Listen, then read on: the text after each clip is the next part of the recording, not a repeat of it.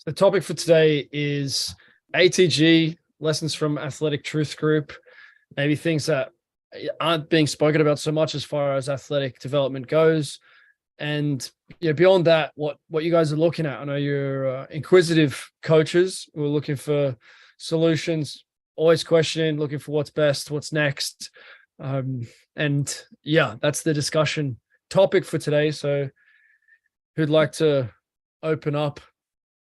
Maybe throw to you, Zach. You got the Arsenal there, which is my brother and father's favorite team. And yeah, you've made a really good business for yourself in Florida around that ATG system. But I also know you remain very inquisitive and curious about, what other questions do we need to answer? What else can we do here? Yeah, absolutely. First, good to know that your family's got such good taste in sports teams. That's fantastic. But it's like we were talking about before. It's very, very open ended, but I do think there's a ton of potential with this stuff here. Like I've used this system with tons of different athletes from different sports, from different age groups, at different abilities, and I keep seeing it be very, very effective for all of them. I've got a group of football guys right now that we're doing like some off season work before they go back to their training camp, and these guys are guys that have much more of like traditional training experience, a lot of like traditional strength and conditioning, lifting, and that sort of stuff. And they're just eating this stuff up. Like it works really, really well with them. Like even guys that have more of a lifting background, squatting deep with chains, getting these guys doing Nordics, doing stuff where we're working on their ankles. So there's just so many different kind of rabbit holes to go down and stuff like that. But I'm finding the more and more I get into it, the more I kind of explore with other stuff. I find myself continuing to come back to a lot of these principles and a lot of these ideas. Lately going through some of the old like ATG archives of stuff that Ben used to be doing back in his like gym, back when he was running out of Clearwater, and some of the systems and protocols that he was using then with his athletes. And yeah, I mean, I think there's just so much to offer from people that I'm working with coming off of ACL tears, which is kind of my niche, to like collegiate football guys trying to like crack skulls and run faster and hit people. Like I'm finding it to be effective across kind of all demographics.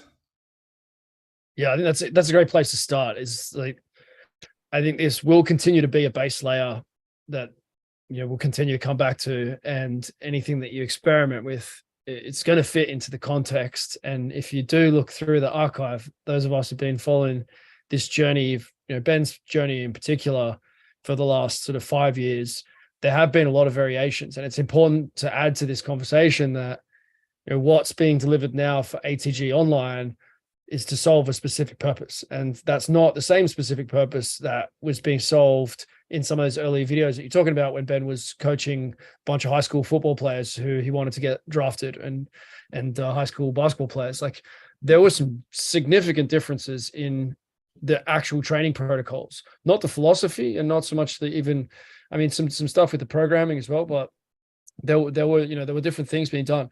Some of the equipment, some of the movement types, they don't translate necessarily well to online training to thousands.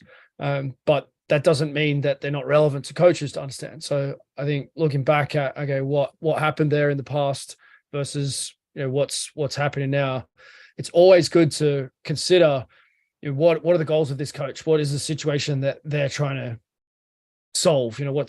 Because things are always going to be skewed by the lens of what they're trying to solve. So for example, Charles Poliquin loved arms training. He loved bodybuilding, and he was influenced by Vince Gironda, and he really cared about that aesthetic. And so he became the best body composition focused, best bodybuilding strength coach in history. And turns out that if you can consistently add mass and drop fat to athletes who are already working hard and in good programs, they win a lot. And that works very well. And that was the problem he was solving. For myself, my big goal is to transform the minds of coaches, that they expand their vision for their future. And so when you look at my training system, to a lot of people, it doesn't make any sense why we're doing what we're doing with Uncommon Success, with a lot of the challenges and testing and doing different sorts of movements. But in the context of how do we have more coaches do something like what Ben Patrick's done, maybe it makes more sense. Let's do something like what Nico's done, what Graham Tuttle's done, what you're doing, Zach, what you've done, Matthew Scar. Like the idea for me has always been, you need to expand the identity of the athlete to be able to get to their best performance. And that was my philosophy back working in France, working in the NRL in Australia, is like, you have to expand the identity of the athlete. And so I think it's a good place to start is that we acknowledge the current system of ATG has amazing value and it's doing what it's meant to do. And we should also consider what Ben was doing in the past and what other scenarios exist for coaches to deviate potentially from those core sort of 4 programs or things that you can find in the app. What's coming up for you here? Yeah, you go. Yeah, I think one of the things that's important to think about too is that when you do get like top level athletes, like I've got a guy who's in a Premier League camp right now, some Division 1 guys and some lower level pros. It's like, man, those guys need the basics more than some of the guys that I've had come in that are like hoping to get a spot on a college roster somewhere. Like it's for a lot of those guys, it's like, man, you can't even fully close your knee joint. Your ankle range of motion is like a board.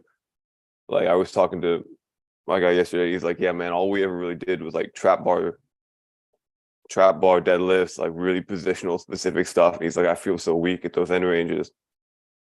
And it's not that we don't want to get strong in those positional areas, but it's like you need to be balanced. Like there's the idea of structural balance, but you also need to be balanced between the ranges.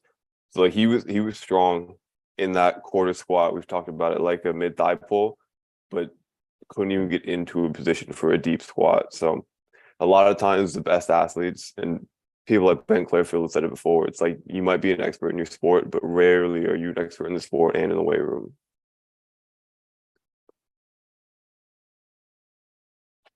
Yeah. I think I just want to bounce off what Matt said, basically.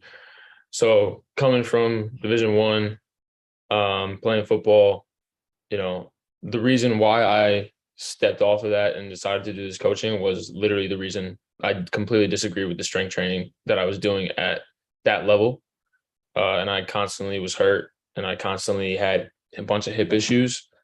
And again, we did the trap bar deads, the box squats, all short range stuff. And we were so weak and not flexible in the end ranges. And the more and more I like dove deeper into ATG and I looked at Ben, I looked at Lucas Heron stuff, range. And the more and more I unlocked movements that I couldn't before. So now that I'm having multiple, high school, couple of D1 kids coming in the gym now and training these styles, like they don't want to put it down just because they know, they are unlocking these movements. They're feeling more comfortable in playing, right? So like, for example, I had a kid come in, he's a DB at Lafayette University, and he just got done box squatting the day before. So I'm like, okay, can we just work a little bit of mobility, do some split squats, few like incline pigeons, just like to get going. But we were going to do majority upper day, right? But I just wanted to like introduce him to the stuff. And he was just like, I'm ridiculously tight. And I'm like, yeah, well, like just imagine how much faster, how much more explosive you could be if you unlock these ranges. And that's like the reason why I stepped back from football and taking that route, just because I know that there's work to be done and improvement in like the systems that I was involved in. Yeah. So the entry level here is kind of what we're talking about with people who haven't been exposed to ATG concepts at all, or these idea of range training where you need to train the long range, extreme long range positions, which we can define as the positions where you start to get a stretch or the end of the range of motion of the joint. The extreme range I classify as like when you have multiple joints that are all sort of pulling to make that stretch even further. So the leg is straight, say on a hamstring curl. And if you focus on the bottom range on a hamstring curl, you would say that's long range if you do the bottom 25 degrees. But then if you also flex flex the spine, flex the trunk, and then do that movement, then it becomes more like extreme long range, which would be more like your seated, you're standing single leg good morning or your Jefferson curl, these kinds of movements. So this is the key technology that we're talking about. There's still those who argue that it doesn't have any place for athletes to focus on this. And there's a strong argument that, okay, if you do that, you're going to get more injuries or you're going to become less elastic. We spoke quite a lot about that on the podcast that we did in Florida. I think if we move beyond that conversation and we move beyond the beginner status, which sort of Matthew, you were talking about there with working with a Premier League athlete, which is freaking an awesome thing in itself to be like, you know, you started on this system a couple of years ago. You didn't study exercise science, and now you're working with a Premier League athlete. Like, what are the odds of someone, you know, following that path or doing that? Like, that in itself is an amazing thing. You know, yourself, Justin, as well. You've been talking to pro athletes around the world. Like, it didn't used to happen like this. It doesn't usually happen like this. So that also tells us that athletes are recognizing this technology as like, this is something that I need to go deeper into, and I want to be able to work directly with a coach who's going to give me feedback on this. So we've got that base layer. We work through the base layer. It's pretty clear that for most people are going to intuitively feel a lot better when they do that. Like, what would you say is the feedback that you're getting in that first sort of 3 to 6 months, Zach, when you're implementing this with someone who's potentially done that program that's more position specific strength, which is really short-term gain, concentric dominant, potentially set them up for the ACL injury that you're seeing them for? What are you seeing in that first part? And then we can maybe go on to like, okay, we've covered the basics, where else can this go? Yeah, I'll use my like football guys as an example because they've also got like quite a bit of a background of training in that style and are kind of just getting introduced to like the ATG system and philosophies. And so I think the most instant feedback, the thing that you feel the first is like what you're talking about, just that feel good factor. Like just for whatever reason, like your body just feels a little bit more loose, relaxed, like secure. Like that's the most instant feedback that people are getting when we start to improve that mobility, especially with some of these bigger guys and stuff like that. They just don't feel so locked up. They have the ability to kind of just move and feel a little bit more comfortable in their body. That's probably the quickest thing. And then as we start to attack some of these just other areas that have been kind of glossed over by kind of some of these more traditional systems and stuff like that. So we've done a ton of work for the foot, the ankle, the lower leg, a lot of calf, a lot of tib stuff, but actually train them seriously compared to just banging out a few like calf raises at the end of a workout like they're used to doing. That sort of thing, things like the Nordics, like they can just feel a sense of, again, just kind of like strength and athleticism as they're starting to get back into their OTAs, their off-season training camps and stuff like that to get ready to go into preseason. These are some of the big things. We're going to do some testing in probably another 3-4 weeks before we send them off on their way to actually look at some numbers for speed and jumping. But I think the quickest thing is, again, just that feel good factor, that ability to move more as we improve their mobility. And then attacking some of those weak links seems to just make everything feel stronger when they get back into their traditional lifts, just because like you think about that rising tide that lifts all ships. Most of them are very developed neurologically through their hips. They can produce a lot of force, but they just have a few key areas that are not developed to the same degree. And so when we can bring those up to kind of play catch up, or to now kind of have everything at a much more even level, it allows them to unlock another level of output of performance, because the brain's smart enough not to allow you to do something that's going to hurt yourself for the most part. So when we can bring everything up to be a little bit more balanced, now they can start to hit that next gear of force output, of speed, of power, everything like that. I think one of the things you hit on there with sort of like the weak links, it's kind of almost an overused phrase, but a phrase that can't really be overused.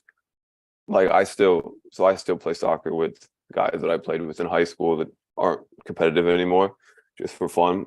And people know that I work with athletes, so they'll come, hey, my ankle's bugging me, like what can I do? Or like I got something with my knee. And just giving them simple things. Like I give one guy, like, just do these tib raises with a kettlebell. He didn't have a tib bar, he didn't have anything.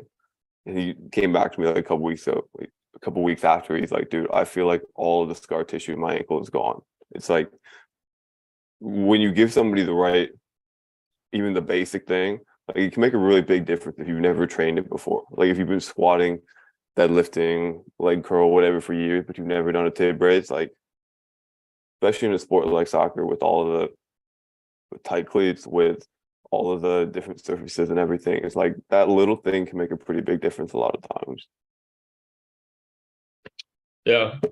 And I think, yeah, just talking about like scar tissue. Like I had a kid, he's a senior in high school, just got an MRI, torn meniscus, sprained ACL, strained IT band. That's what was like the diagnosis of the whole MRI. He came in, we just did sled, real light sled. I did a few like incline pigeons and real light pulsing split squats on a bench, like super high incline. And the couple of days after, he was like running with the team, no pain. And like it's crazy how much like you can diagnose that through an MRI. You don't know when that ever happened, but he can come into the gym and just do these movements a couple times, and he's already back to playing his sport at some level, not 100%, but at some level. And I think that testing a squat and noticing like the imbalances going full range with a slant board is like a huge indicator of like directly what you need to work on for that specific person, at least for like majority. Obviously ankle and like ankle to knee is a little different, but if they have hip or low back issues, like testing that squat is like the most basic level to just get put basic movements in to just get the steps moving forward to like add a pain, improving that weak low back, So I just think the testing the deep squat and just using the basics can really make a difference. Yeah, and just one last point for all of this as well. Like for guys that are at that higher level and stuff like that, like it's counterintuitive to think that we can do some of these like smaller, more like accessory movements and get actual like performance gains, like improvements in speed and jumping and stuff like that. But for a lot of these guys that are already like very athletic at a high level, but they're just missing these pieces, like we can create genuine, not just the feel good factor, but genuine like performance increases by just building up some of these strength bits in that ankle, that lower leg, like it's like the tib raises, that sort of thing. Like we're not saying that if you're 15 years old and never trained and do 6 weeks of tib raises, like you're going to become like a freak athlete. Like these obviously have to build up all of these pieces over a long period of time. But for some of these people that are older, that are more developed, that have again just that higher level of output, cleaning up a couple of these links again can kind of unlock that next level where we can actually make these guys faster, stronger by hitting some of these like smaller, like quote unquote accessory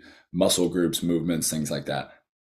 Yeah, that becomes super important, especially with the guys like the college guys play the D1 season the whole year, and then as soon as it's done, they have like 2 weeks and they go play USL2 for the whole summer until preseason starts.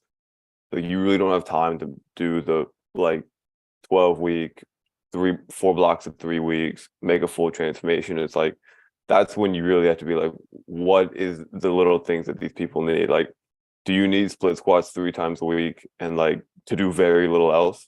Or like, is it a lower leg thing? Do you need the hip mobility? Like, you can't do everything. So that's what I've been looking at, especially if people start to go into preseason now. It's like, what are the little things that each one of these athletes needs? And how can we do it in a way that doesn't affect your on-field performance? Because that's still the most important thing. As much as we like to talk about all of the strength and getting healthy and that, it's like, then this is entirely a supporting point to how well you do on the field. Yeah. When we were down in Florida, I remember talking to you guys. I was speaking to the jet safety for a brief period of time, still speaking to him now, but I was going to be training him maybe 1 to 2 days a week. Right. And he had a little adductor issue.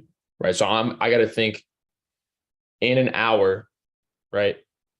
What can I use to have him be okay for OTAs, double sessions, whatever workouts with his team, but he wanted to improve speed, and he had a little adductor problem. Right. And he doesn't want to mention it to the team because it's like in his last year of his contract. And it's like, what movements should I use?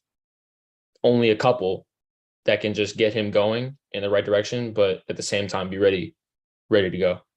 So So that's a really good important point. And Keegan, if you want to like kind of just jump in and like move things in another direction, like let me know. But like in terms of, especially for like other coaches getting into this and stuff like that, in terms of like how do you deal with stuff in season, or how do you like program for specific athletes? Like this is one of the things that, again, going through some of the older protocols that Ben used to have at ATG is something that he would do a lot of, and something that maybe gets lost is like when we look at the ATG stuff, we're breaking things down into so many tiny little pieces, like joint by joint, short range, long range, and it's easy to end up with 15 movements that you're trying to cram into a workout. And so you end up just like touching on 10 things and not really training any one thing. And so a lot of his old programs would be 2 exercises that you would do 10 rounds in, and you would just kind of rotate those movements like day by day.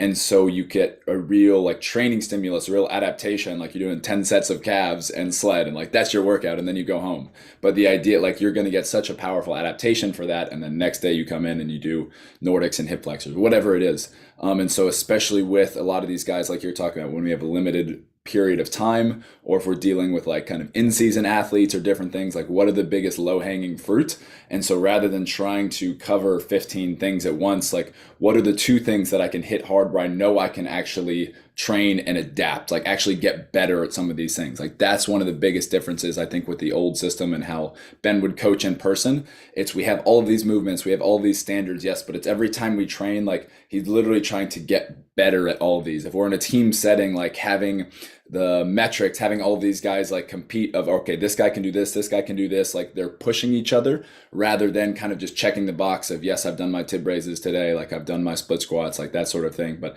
that, I think, mentality shift is a big piece when we're looking at training anybody, but like actually like training these things and not just kind of going through the movements, going through the motions.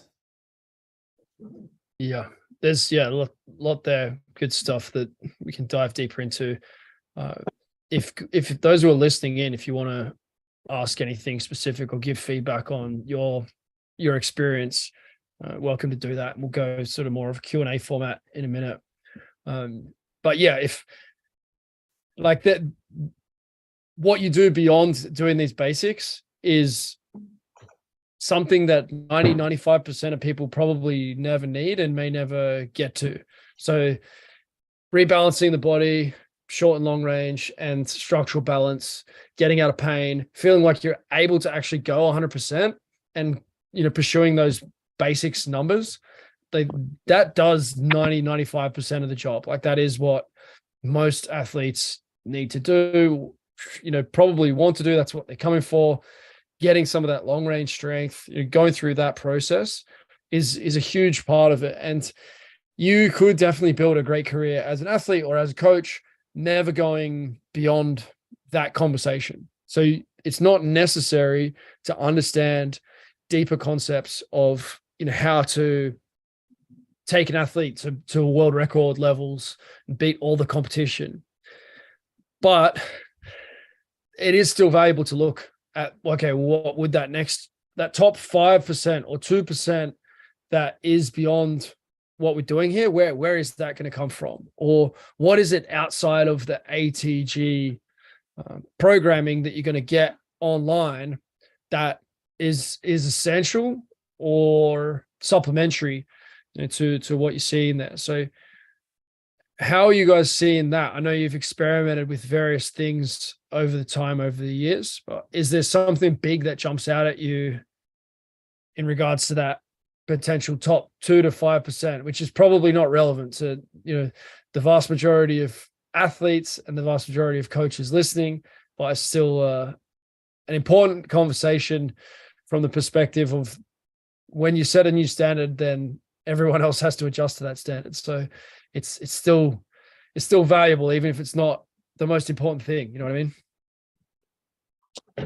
Yeah, I think the biggest thing that stood out for me, in at least for myself when I was training, compared to like when I first started ATG and then where I am now, and I think the increase for me for speed and trying to get, I guess, more athletic ability. If you look at a lot of Ben's old stuff, and you'll also I look a lot at Lucas Aaron as well. That top extension So for example, like single-legged back extension and single-legged Nordics. Keegan, I know you mentioned those maybe like 2-3 weeks ago talking to me. Like learning to be strong in that top extension helped me so much in just, getting my sprints in throughout the week. I noticed a difference working that top extension in the single leg deadlift. I think that's like one of the like a freak, I guess, type of freak athlete standard to get to is working, 50%, 75%, even body weight, single leg back extension. I think that's huge. I think the next layer that athletes need once you've mastered the basics, if anybody ever masters the basics to be seen, is the elasticity part. And Ben's talked about it, and it pops up occasionally with what Ben talks about. Like occasionally he'll post a video on bounds or talk about sprinting hard once a week or talk about doing his once a week dunking, but adding in something like the rhythm squats, adding in something. There's plenty of exercises outside of it. And this is where a lot of coaches that aren't super big fans of the ATG system spend most of their time in the elasticity. And there's probably an aspect of like people not feeling that great and not putting everything into all the plyometric exercises that probably holds back their effectiveness a little bit, and why so many people that have spent a lot of time mastering range and all of the ATG stuff are like, oh my God, these plyometrics are exploding my vertical. Because just building strength is awesome. The stronger you can get pound for pound, the better. But when you can start to increase the ability to rebound, like doing the depth jumps, doing single leg depth jumps, doing the pogos, doing again the rhythm squats, low rim dunking, sprinting, bounds, whatever. There's a million exercises. You got to find the one that's right for you. But that can be a big thing.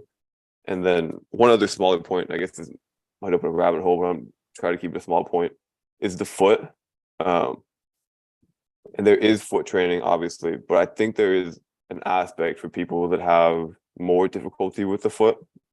Like I had ankle problems for a long, long time. And I still do, just because there's a little bit of bone in one of my ligaments. But I had MRIs before and after, and it was chronic sprains in all the ligaments and inflammation, tendonitis, and all of the tendons pretty much. But adding in a little bit of extra foot training where it's needed for people can be really helpful. Like I've given some guys need to have the ability to pronate, just their foot is totally locked up, their toes don't move, they don't have the mobility in their toes to get into the right positions to push off. So there's occasionally you'll get somebody that needs the footwork, and that can kind of supercharge everything, but a lot of people don't need it. So that would be two things: the elasticity and the foot.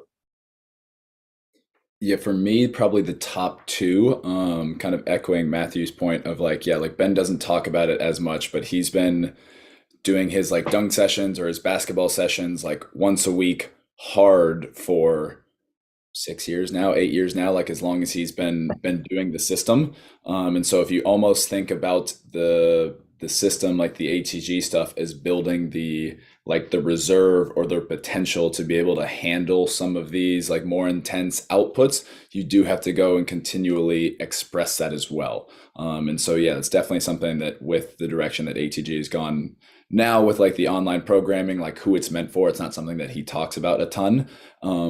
But think about just like the amount of time that he's spent like jumping hard over the years that he's been doing this system. I think that complement is very, very necessary.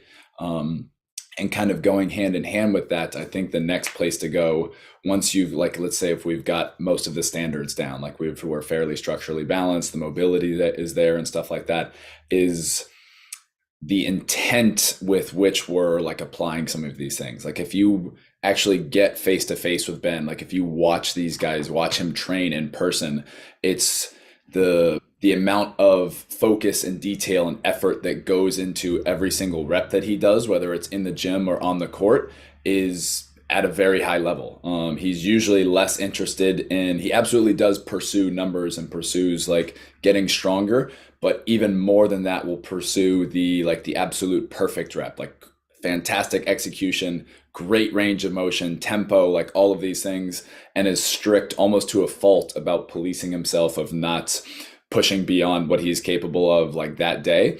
And then the intent with which he applies to the court as well, like when he's trying to play basketball, when he's doing his dunk sessions and stuff like that, like dude's out there to win. Like when they're playing 1v1 and stuff like that, like he's out there with college and NBA guys, like not trying to embarrass people, but like trying to win, to trying to go hard.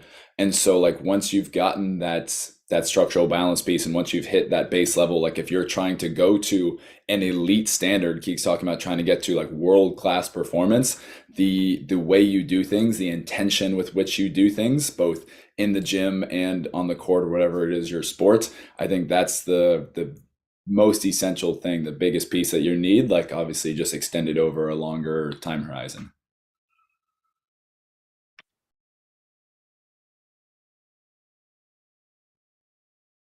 Yeah. The foot thing, Zach, I know you went pretty deep on that for a bit as well. Like, give us your current take on feet. Do you agree with where Matthew went with that? What would you add? It's interesting. I definitely think to his point that there can be guys that are limited by it. And so it like if guys are really, really locked up, they've got past issues, scar tissue, Maddie's got a bone that's still stuck in there, like you can definitely get some big return from spending some extra time really working on that. I do think the mobility for sure is something that everybody should get into. That ability just to flex the toes and stuff like that, to open up the plantar fascia, like all of this stuff is connected. I'll see a lot of guys with tight hamstrings, tight calves that will spend a lot of time like working, stretching. But then actually getting into the toes, you'll find that's kind of like, oh, this is the piece that's kind of holding all of that back. In terms of the training, like I've gotten into the fascial stuff and that sort of thing. Like I think it's interesting. I think there's something to it. I'm not convinced it's like a big rock for me yet. For me, I still am seeing it as the kind of like icing on the cake. So like I'm experimenting with that some in my own training, but it's definitely like the 10%, the 20% for me rather than the meat and potatoes. So again, if somebody's got major issues there, definitely worth taking a look. But in terms of the actual performance side of things, I know if we really want to go into like if we talk about the fascial stuff, like everyone's like towel curls and stuff like that are all the rage now. And it's a tough sell for me that towel curls are going to make you a better athlete than Nordic curls. You know what I mean? Like it's just like the adaptation piece that you're going to get from there. So do I think they're harmful? No. Do I think there's potential benefit? Maybe. But I'm still seeing it as the icing on the cake rather than the thing that's really going to drive results. Yeah. I think it's a pretty specific thing. Like it's not like everybody that comes in, like, all right, we're gonna spend the first 6 weeks on your feet just to make sure they're up to par. And I think valuable point is Graham Tuttle's probably not gonna be happy with me, but like I don't really care about the toe splay and all of that. Like I care about the toes more. Like I have a guy who can't get into a full split squat position, like because of his toes in the back. Like all right, get deep. He's 4 inches elevated on the front foot or so, and he's like on the tip of his big toe in the back, so he just doesn't bend. And it's like the ankle mobility really kind of sucks too. It's like, all right, that's somebody that needs the foot work, like needs mobility in the plantar fascia and the big toe and everything. Yep. Because like if you're gonna push forward, like you aren't gonna produce any force from that tip of your big toe. Like everything comes through the ball. So that's, I think there's not much argument for the work. I think Karodziani's done a good job of putting forward some stuff around foot posture, and yeah, the idea of stretching out the fascia of getting, especially that big toe mobility. It does seem to make a lot of sense, and I think having had Achilles issues myself, I can say that when I stretch out the big toe and the fascia of the foot, it often alleviates issues in the Achilles, and it's like an easy win to kind of improve that area. But yeah, do you need to be able to play the piano with your toes? Like I've kind of had this discussion with Graham as well, and it's good that there's, you know, everyone should put their ideas and their best foot forward and see what impact it has. But to me, it's like, do you need to be able to play the piano with your hands to be a good weightlifter or to be a good rugby player? Like you don't need to be able to play the piano. Therefore, you know, it doesn't matter at all. Like if you want to be able to be very dexterous with your feet, like if you are performing a super high skill task, like for rugby, you need your fingers to be working very well. So I think there's benefits to be made from juggling, for example, where you become much more dexterous with your fingers and each finger functions better. It's just better connected to the brain. Do you need that when you're wearing boots and such in the feet? Like it's hard for me also to see the argument for it, but yeah, there's big questions about this of like, how much difference can it make? Like if LeBron James has the worst feet you've ever seen and he's the best athlete, then some other athlete should be able to get a foot coach and go and bypass him. If that doesn't happen, then it's not a big rock, because the best athletes can't have the worst abilities and be the best in spite of them, in my opinion. Like they're not genetically that different from everybody else that they can have, if it is a big rock. If LeBron James had extremely weak quads or calves or meniscus integrity, he wouldn't be the same. If he had a bad shoulder that he couldn't, you know, move above his head, like, yeah, that would be a big rock. Like he wouldn't be able to shoot, or he wouldn't be able to sprint. Like that there's you know, but that doesn't make foot training a bad thing. That doesn't mean if you play in the sauna and you're playing around with your toes and seeing what you can do with them, like happy days. There's no training cost to it. It doesn't need to be bashed. It's just, how far is it going to take you? I'm not too sure. You know, the training system of I'm blanking on the name. The Marinovich training system is very foot dominant, and there's some really cool stuff in there. And I think that actually makes a lot of sense from an athletic perspective. And a lot of that is there within, you see crossovers between these things. So that's why it's good to have a big frame of reference. What's Kauderziani doing? What's Graham Tuttle doing? What was there in the Marinovich system, and the different branches that have gone out of that system. Like I love exploring all those things, and I encourage coaches and athletes to have a big frame of reference. Like love ATG and use it. And to me, it is like, if you had to only choose one thing and go really hard on it and get 95%, you know, that would be it. But I would encourage everyone to stay inquisitive. We've got a bunch of questions coming in there on the YouTube as well, which is cool. We've had 20, 30 people on there, most of the chat. For some reason, I couldn't see them. So apologies for ignoring you guys. I didn't mean to ignore you there, but Can I jump back in on the foot thing real quick? Just one last thing. Cool. Yeah, there is a me, question about the foot anyway. What do you do for footwork? Cool. Came in from Rory. Yeah, so like the mobility stretching thing, I think is massive for everybody. But then in terms of the actual like training side of things for me, like especially, so I come from a soccer background, same as Maddie, like training barefoot, like getting these, like doing sprints barefoot out in the grass, like back before I had my gym, we were training out of the park, like just doing like max effort sprints would light guys' feet up. Next day, like they were sore for days after that. Playing like actual soccer barefoot. There's a little park right by my house. Like I would play pickup with all these like Hispanic guys, and we're all playing barefoot and stuff like that. And from like, even like for soccer specific, like to improve like your touch and that sort of thing. But then the actual just functionality of the foot, like I think that stuff's massively effective for like the skill side of things for soccer, but then even just for athletes as well. So I try and do a ton of that. Like I like to walk barefoot, do like the grounding, sunlight, all of that stuff. Like I think that stuff's massively beneficial as well, just from just like a lifestyle and health perspective. But that's where my like quote unquote foot training, that's where I spend most of my time. I just want to throw that out there. Yeah, it's a good thing to come back to. If you're training step ups, if you're training FHL calf raises, if you're training sleds, if you're doing some sprinting, if you're playing some soccer barefoot, like you are training your feet. It's just a question of exactly which tools you use and how much isolation you need. And yeah, there's quite a few questions. There's quite a bit of discussion there around the foot stuff. Yeah, some love going towards the dense low level plyos. That's another one that fits into this category. It's kind of feet, it's kind of plyos. I think it's a good one to bring up as well. Where do you stand on the low level plyos? I use them. I use them for people. I don't use them for everybody. Like there's the argument to be made, like how much are the 120 little pogo hops you're going to do compared to 90 minutes on a field or on a court? Like, is that really going to do anything?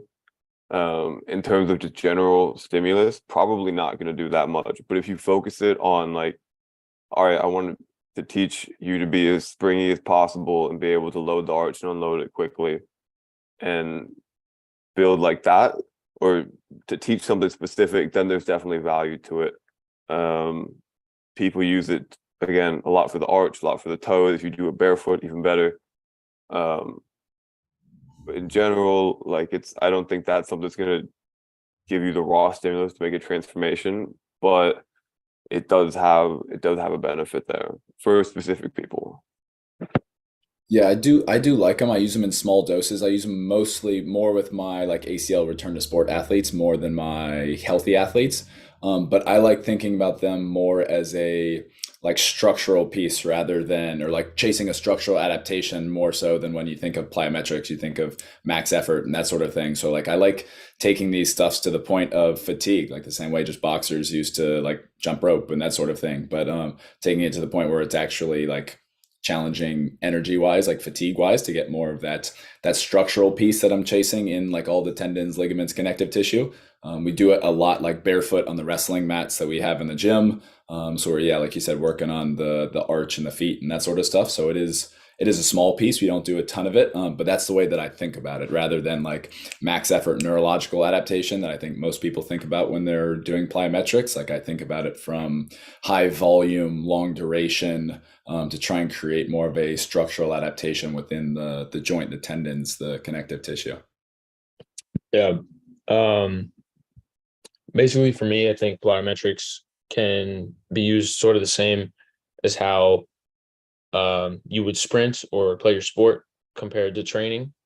I think what we talked about at in Clearwater, I remember Ben mentioning when you gain structural balance, when you work on the basics more, when you gain more mobility, you almost feel a pump when you do plyometrics in your like around the muscles and that surround the tendon and the joint.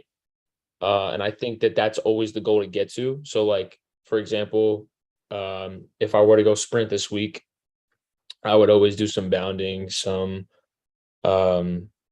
single leg bounds, working on just in the feet, no shoes, that I think if I can get a pump, then that's all I'm looking for, just because I know that my body's working correctly and I'm not, after I'm done with the plyos, I'm not having any sort of tweaker like pain in areas. If I can get to that level, I think that's what plyos is a good standard to work towards. Yeah, I think that's actually how Ben talks about using them as well. Talking about going through the archives, I was literally watching a video right before we got on here of most people talk about like think about doing plyos when you're the very beginning of the workout, you're freshest again because they're chasing like that neurological output piece.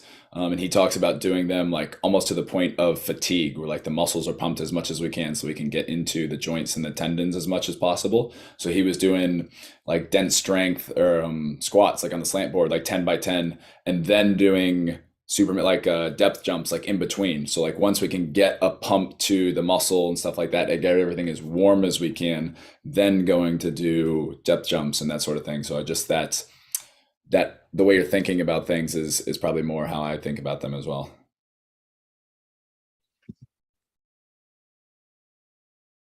There's a question there around the perineal muscles for ankle stability. Do they need to be trained in isolation? Which is kind of where ATG was going at one stage, or it went at one stage with the single foot tibialis raised device and strap in the dumbbell to your foot and that sort of thing around ankle sprains. Does anyone have, what are your thoughts on trying to isolate the lateral ankle muscles? Two soccer players, yes, it's good. Yeah, I don't know that isolate is the right thing that you necessarily want to do. I mean, I'm not a doctor, so if you go see a doctor if you need to, but I mean, there is value to sort of isolating the ankle and putting more slower loading into there, like the dumbbell circles with you take a floss band, wrap the dumbbell to your foot, and go in the circles real slow at the end range. Like that'll light up your peroneals, no problem. And then you can do. But is that really going to make a difference? Like that's kind of the question. Like from my perspective, you probably don't need to focus on those muscles if you're doing heavy step ups, if you're doing some barefoot soccer, if you're doing some barefoot sprinting, if you're using the system, if you're doing single leg KOT calf raises and such, like they're kind of stabilizers within that they are going to be worked. Like you don't necessarily have to push the boundaries with them laterally, but yeah, it's more. I do think that it's more of like a return to play sort of thing. Like if you have a bad ankle sprain or you mess up your peroneal tendon somehow, like that can be before you start putting in the higher loading, fast loading. Like that could be a place to start. And then obviously don't keep it forever. Like I'm sure Zach and Justin don't use like dumbbell ankle circles with any healthy athlete. But if that's something you specifically need, then it is possible that something like that can help, or even like a heavy ISO, like heel floating ISO, or just like an overcoming, like it'll load that area as well. I agree with you in that it's a stabilizer, and that most 98% of people don't need to do anything specific for it. Like it'll come with other exercises, but there are cases where it's like you need to find a way to slowly load the muscles around the ankle. Yeah. I had a conversation with Ben Clairfield about this. And I think my mindset on it and my view on it is sort of the same as his. It's more of treat it as a light accessory. And he also mentioned, like what you said, Keegan, if you do slow, a little heavier sled, you're still getting that same responses to what you would get from the perennial. You're still working it. You're still working with the KOT calf raise, still working with the FHL, especially if you do single leg, try to correct those imbalances. And I think if you can get the same force output in each leg, I think that's all you really want, at least from an athlete's perspective. I mean, in dealing with an injury, I think with strapping the dumbbell to the foot, again, it's just a light accessory, but it can be done. Wade is just set up. He had ATG Nebraska, one of the first guys to jump on the idea of an ATG gym before most people even knew what ATG was. He's now set up in Texas, and we haven't connected for a little while, but I know Wade's gone super deep on everything that we've been discussing here today. The start was, because you came in a little bit later, Wade, the start was a discussion around, for most people, getting pain-free, being able to fully exert yourself in your sport, having some long-range ability. These kind of things are the foundation that we're looking for with ATG. And oftentimes we will get that implementing the ATG training. And that's probably like 95% of the battle for a lot of people, potentially even a lot of professional athletes. Guys are talking about that they're working with some Premier League soccer players and high-level guys, and they're still seeing that that's like the big rocks. And then we're sort of discussing, okay, well, but what is there beyond that? What's the other 2%, 5%? And I know you're a deep explorer, and you might have a different opinion around, ATG as kind of a big rocks component. Where are you at currently with your philosophy on the ATG system and where it fits into what you're doing there in Texas? Yeah, thanks. Hey, good to see some of you guys again. It's been a while. It's still, I would consider it a bedrock of what we do here. Most of you, if you know me, I just kind of say it how I think it, and people can take it however, but it's the bedrock of our programming. I think it's severely lacking in the area of speed, and I think it's severely lacking in the area of neurology. So, I don't think I don't think there is a fix. I don't think there is a one way that checks all the boxes, so I'm the type of person that wants to learn from who I think is the best in the world at what they do, and then see if it fits, my clientele, my vision, and then those of us that train people for a living, you just develop your own way in your own niche and whatnot. So, I mean, I've contracted with a speed company because I think I'm an 8 out of 10 in speed and I want to be a 10 out of 10. Right. And really it's just because they're going to they've given me a framework for speed. And then the neurological piece, I think a lot of people, when they talk neurological, they're thinking of exercise adaptations. And I, am skilled in some ways that work through the brain to actually unlock your body's ability to move. So a lot of this, we're going to do this exercise over and over until we're blue in the face to get this range, or I can probably get that range in 5 or 10 seconds with you, and you can keep plowing away for 8 to 10 months at it if you want, but it's really your brain that's stopping you. It's not your body's ability to get in these positions. Like I've fixed decades and decades of immobility in literally less than a minute. So that piece is really powerful.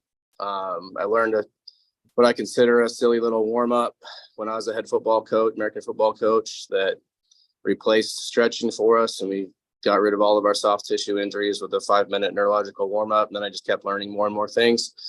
So now I've got rid of people's vertigo. I've got people's smell back from having COVID and not being able to smell for a year, and like just seconds and necks and knees and backs and all kinds of immobility. So what we really do is just kind of bring the brain up to the body, and then we can go get better together, right? I still train athletes for a living, but just have the ability to basically interview your central nervous system and find out the joints that are not in agreement with the load that they're on, or when your foot hits the ground, a lot of crap happens, right? And we talk about the foot stuff, and I like it too. We're a barefoot gym, I would call us if we had to, but when your foot hits the ground, if that's not a good response up the chain, then other things aren't going to work appropriately. And it doesn't always have to present itself with pain, right? It's just a deficient joint movement that the brain doesn't like, and we can make it feel safe with that movement. Then you just become a more efficient mover, a more efficient athlete. So it helps our numbers go up. It helps people just move better and just kind of level that up. So it's really cool. So yeah, I mean, I wouldn't still be in the community if I didn't think there's a lot of value to it. But it's not the only thing I do. I like to learn and I like to try things, and I don't back squat in my gym anymore. We don't do Olympic lifting in my gym, and that's so. I feel like there's better, safer modalities for my clientele. Now, some of our people that are ready, we will. I'm not against any movement in particular. It's just what's the outcome I want. Fast, explosive athletes. Anybody has yet to show me actual proof that a heavy back squat correlates to athleticism. So that's just where I fall on that. And the people that I study and respect the most would share the same sentiments. That doesn't mean we don't squat. I just don't need to put a load on somebody's, lumbar load on someone that's not ready for it yet. So we do a lot of landmine squats. We still get full range on our squats and do kind of different things. And, but it's always a working document. I think that's what's important. You don't get so overly dogmatic towards one way where you close, because I've considered things now that I used to shun, and I've shunned things now that I used to consider. Right. So it's really just about continuing to learn and just, take in what fits you and leave the rest. And if you've got time to go address it, then go learn about it. Right. And go be good at it. That's, we've seen that with Ben as well over the time. Like he was doing drop catch RDLs. He had in his program, you have to max out your sprinting once a week. Like there's different experiments that have been there over the time. And that's in my opinion and perspective, like we should all be doing that. We should all be testing, okay, well, what is going to make these people, if your goal of your gym is to have athletes get faster and get selected. I know in the States, it's a huge thing to run fast 40s and such. If you're going to get college scholarships and get drafted into the pros and such. So yeah, I love what you brought to the conversation there, Wade, around the speed piece and the neurology. I know Matthew Scar just went recently and did his neurology sort of one of the courses, and Keith, who was there at the recent ATG event that I went to in Florida, Keith Alpert also was sharing a lot of neurology. And I know there's different systems within that as well. And Yeah, we should continue to explore, and the fun is actually in the continued exploration. I think when we get to the point of like it's all done, there's nothing else to learn. It's you could pretty much have to quit as a coach, I think, when you get to that point, or it's at least wouldn't be any fun to me to be sort of at that position of, yeah, it's all done, it's all organized. There's nothing left to answer. What are you looking to pick up in the speed realm? Is it having athletes, really nail those speed tests, or is it that they're going to be faster within, sporting in athletics or in the basketball, American football? Is that what the focus is for, or where are you looking to pick up ground there, and what are you getting? Yeah, great question. For me, speed is the tide that rises all boats. So no matter what game you're in, you're going to be better if you're faster. And so we'll go out and we'll have our camps and our assessments, and we'll time some flies and some 10s and some 20s and different percentages of your body weight resisted starts with sled pulls and whatnot, and we can calculate that. And basically what we're doing through our universal speed rating agreement with this company, and it's Spellman Performance. He's a combine trainer, and if you know speed, you probably know Les Spellman. And he's a Tony Holler Feed the Cats guy, and so that's the tree that I basically have attached to the last 5 or so years, and really helped us as a football program cut our injuries out and just got us faster as a team. So everybody knows that's probably the greatest stimulus you can do is a max effort sprint. So what we're able to do with that data, plug it into their framework, and this is really what I'm paying them for, because I've been doing the same drills as them, but you plug the data into their framework and it's going to kind of spit out, well, okay, this guy needs to work on acceleration. Here's a 6-week acceleration program that can help focus on that where you might be a little lacking, or this person needs to work on max velocity more and whatnot. So like I said, it's really for us a framework where we can provide a tangible product for each individual client as they need, or as they see fit, and I've got, young elementary kids up through collegiate athletes in here right now. So to each their own, right? But if they really want to go attack that, then, it's going to help my college shortstop as well as it's going to help my 4th grade youth football player too. Right. So it just gives us a framework. So that's what we're after, is just to have say, hey, this is here at Wizard Performance, this is how we do speed. Right. And so we just don't talk about it. Like, here's how we implement it, basically, is what we're after with that. How much speed do you do in season, and how do you kind of implement it for you? Everybody I work with is always in season. So there's no really off season unless it's, I guess, the higher level people. I think you need to max. I mean, research data will tell you need to sprint at least every 72 hours, or you're going to start going backwards on it. So I coach a youth football team. We're gonna start every practice, because we practice twice a week. We're gonna make sure we sprint at the beginning of every practice after we warm up, right? Because I want that stimulus. We're timing things at practice, so I'm running an experiment, and we're gonna see if we can get faster by the end of the season, right? So that's the goal. You really shouldn't, and I don't think anyone should drop their speed work in season. I think we do a lot of stupid conditioning where we just run people hard and we make them tired and slow and more injury prone, but we don't actually get that adaptation. So yeah, I wouldn't, about every 3 times a week, if you're a track athlete or whatever, your 3rd day would be the competition day or whatnot. But yeah, you need to sprint 3 times a week. I don't care what season it is. Wasn't some of the Feed the Cat stuff less frequent than that? No, that's about it. That's the deal. All right. Yeah. So yeah, my experience with I like to do maximal accelerations and maximal single effort jumping, and I wouldn't say my goal was to have the fastest. It's not single-mindedly to have the fastest athletes and the fastest team. Like when you work with a professional outfit, like if you have your top players on the field most, then that if you have a decent roster, that's probably the most important thing you can do. So there's like a balance of goals and responsibilities, and with adults as well, it's potentially different. With senior athletes, it's potentially different. You go into a new organization, you change the stimulus significantly, and you upset the senior players and the coach.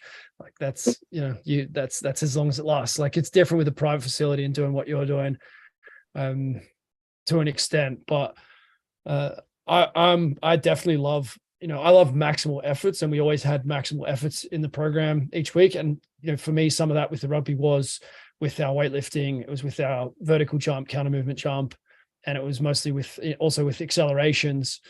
And then whether they got top speed stimulus, a lot of players never actually get anywhere close to top speed within a game. Certain positions would sometimes, but there's obviously different roles. Like, would you have a lineman max out their speed 3 times a week? Absolutely. Okay. 100%. It's interesting. It's interesting philosophy, but it's not necessarily essential for someone to be a successful lineman. Like, I wouldn't say if you went and interviewed all the linemen in the league, how many of them do you think would have done that?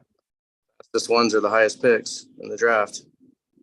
For sure, they're going to get, the speed power is always going to get picked, and it's super valuable. It's how you get there, and then how you maintain it. Like, it's a good conversation. We should have a whole deep dive discussion around the role of maximal speed and what makes speed power athletes, more competitive.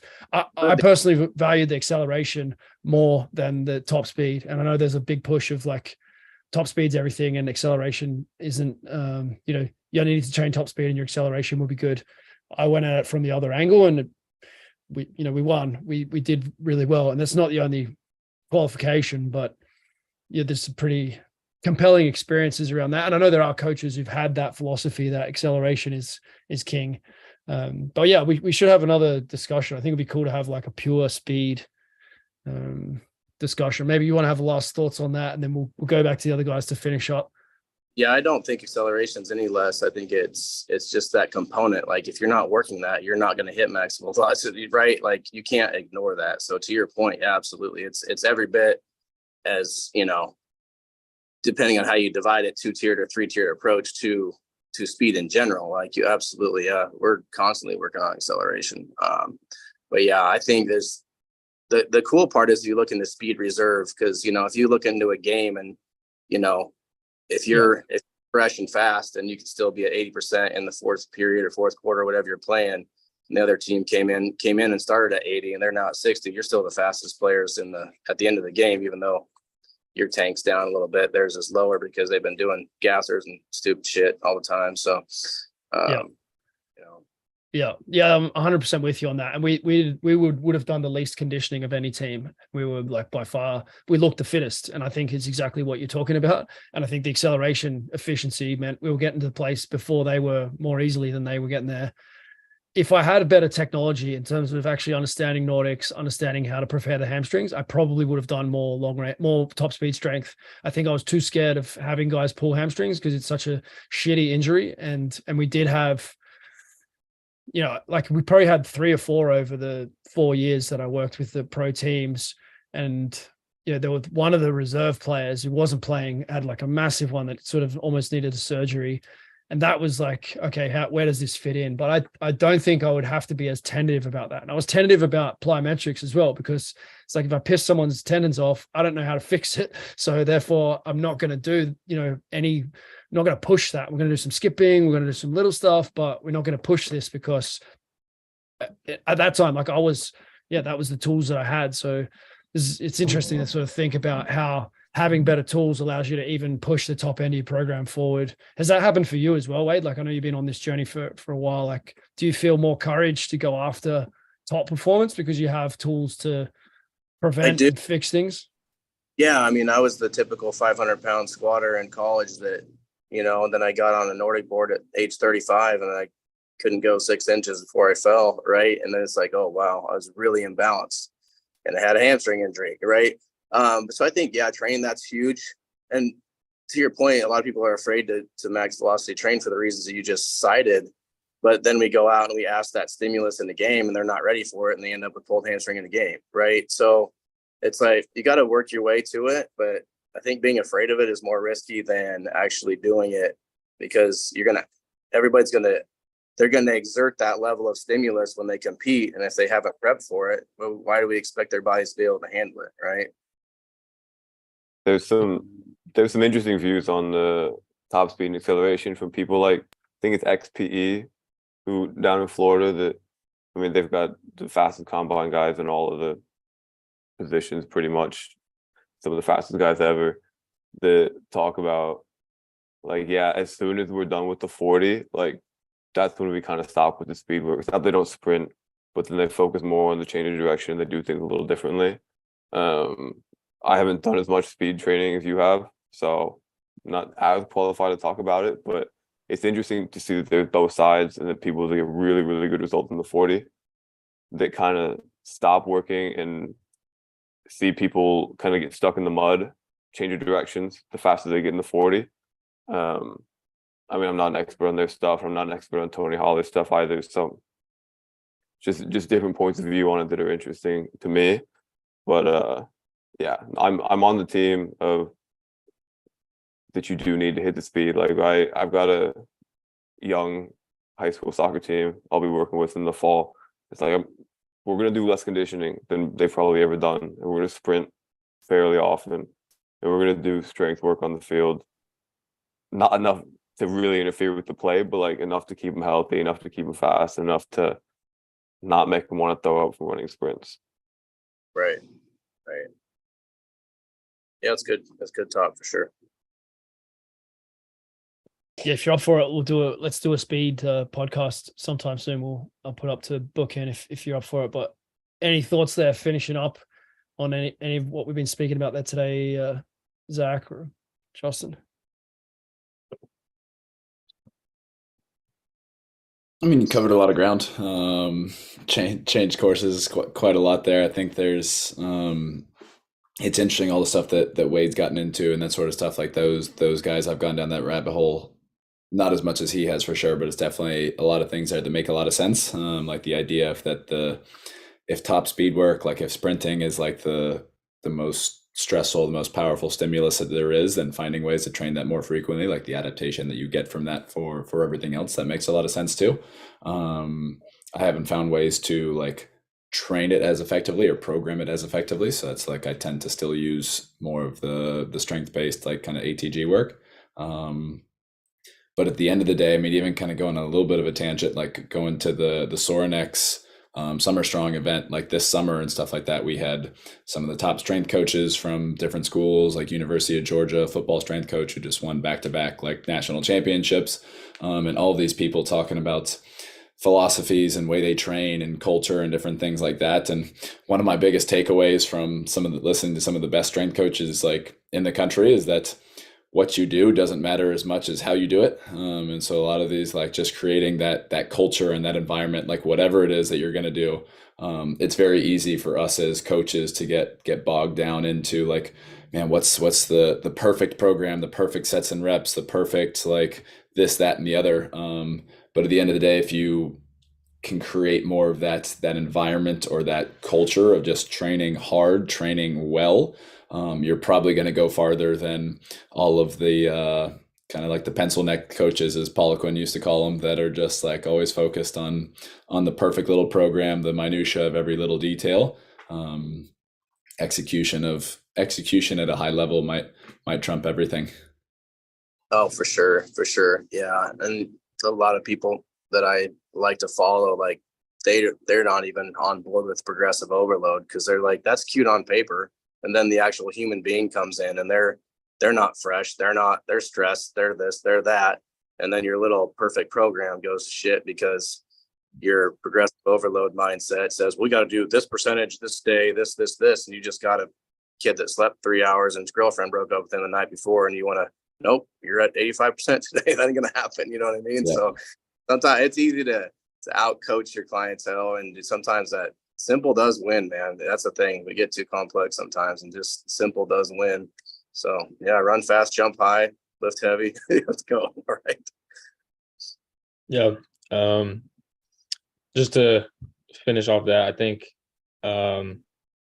being part of a big Division I program and learning from ATG and learning from some of the stuff you're saying, Wade. I think just regardless of whatever movements you're doing, if your clients or your athletes or your team is bought in and, you know, you can solve some of their issues, I think that's just, you're going to find results along the way. And I don't think, I don't think there's anything wrong with really any movements as long as they're with proper form and, you know, you're getting that culture, that buy-in. I think the results will just come.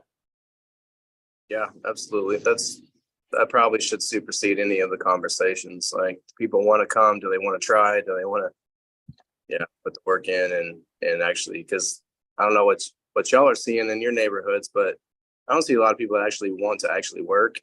They like the idea of it, but when it comes down to it, I got a Division I softball player and she's weak as crap.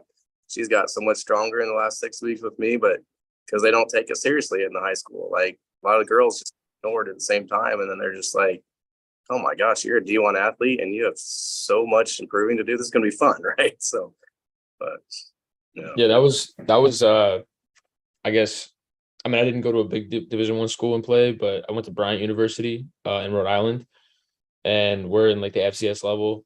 And it was good. I thought I was really gonna really try and get some, try and get above all these guys. I feel like they were higher than me, and I got there and I felt like I was like the strongest, like hardest working kid there. And I did not believe that going in.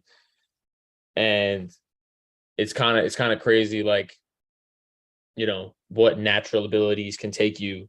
And then you get there and everybody's at that natural ability. And then you got to figure out what works to progress you, to keep you on the field, to keep you staying healthy, because that's what really matters. Yeah, you got to be available. It's your best ability is your availability. So it's a good one. It's a good one to finish on. Yeah, 100%. If the coach has got to love the program, I think that's a nice point to finish on, is that if the coach loves the program, that's a decent part of the success. Because if you're excited about it, then you're going to be able to transfer that energy, and that energy transfer is a big part of your success as a coach. I still, for me, it matters a lot what you program and how you program it, what movements you select, and all of those factors, how much of it you do. It definitely matters. But if you're not in love with it, if you're not excited about it, then it's not going to be a great day. So the goal of these conversations is to continue to fuel that inquisitive nature and keep solving this stuff.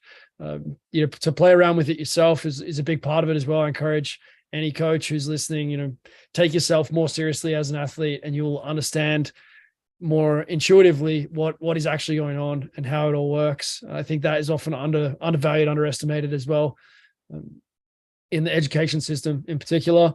But yeah, get after it yourself and transfer as much positive energy towards the athletes that you're working with whatever it is that you've decided to do.